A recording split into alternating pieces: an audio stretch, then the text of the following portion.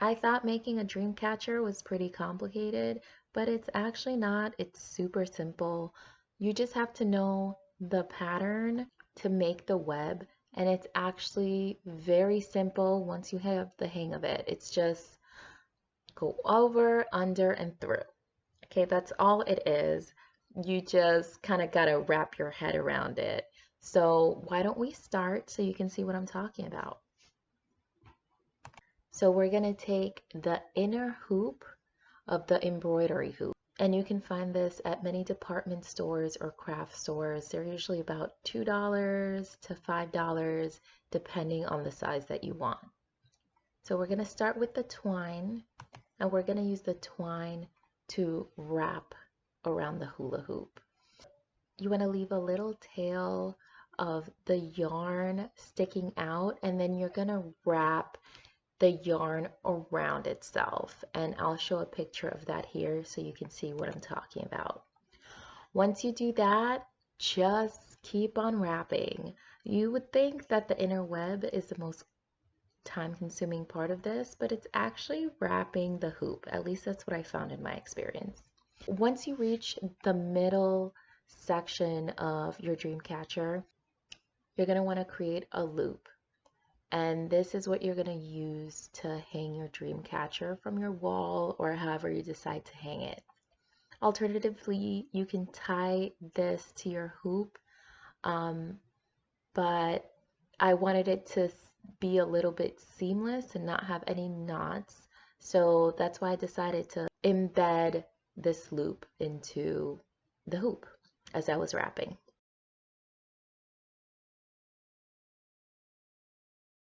Okay, then you're gonna reach your end, and once you reach your end, you're just gonna wanna tie it off.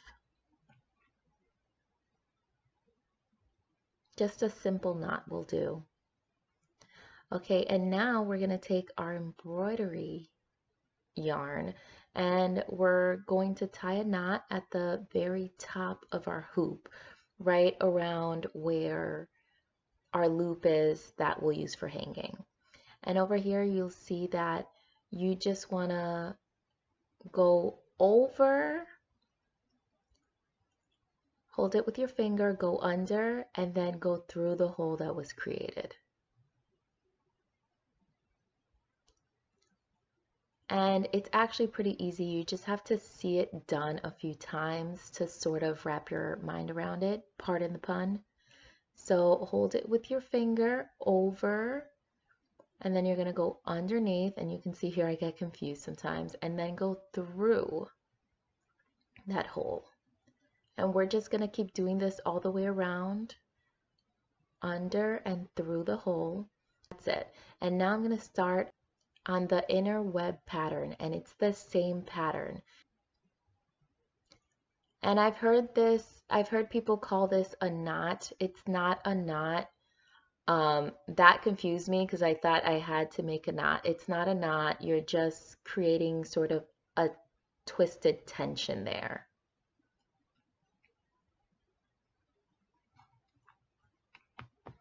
And that's what's holding the web together.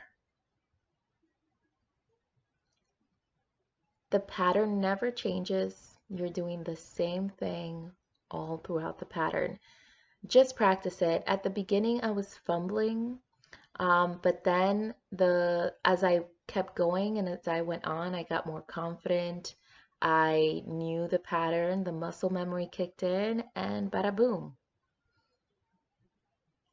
You'll notice if you mess up the pattern a little bit, you won't really be able to tell, and that'll just add to the uniqueness of the pattern of the Dreamcatcher. So don't actually be too worried if you mess up. So I'm going to leave this running here just so that you can have more and more reference to the pattern, more and more examples. But if you want, you can skip ahead to this time where I show you how to add some beads.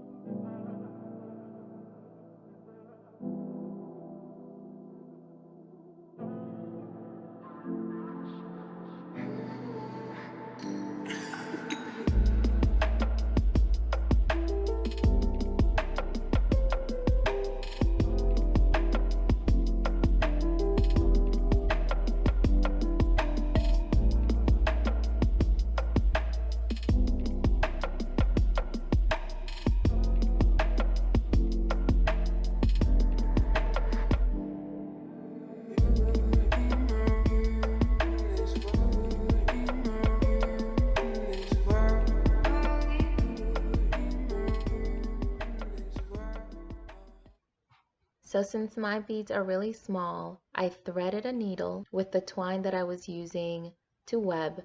I threaded that needle through the bead at one of the junctions of the web. And then it's so tiny you can't tell, but I'm pretty much doing the same web pattern here that I've been doing the whole time. It's just so micro you can't tell. And then I did this with every single bead. I threaded the bead, I did a web pattern, and then I threaded another bead. I did a web pattern, and then I threaded another bead. At the end, I tied a knot towards what's going to be the back of the Dreamcatcher. And then you cut it and you're done. Beautiful.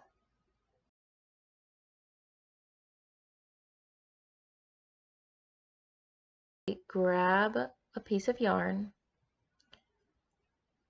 and then loop it around your fingers. Use your fingers as a holder and just loop it a few times until you're satisfied with the thickness.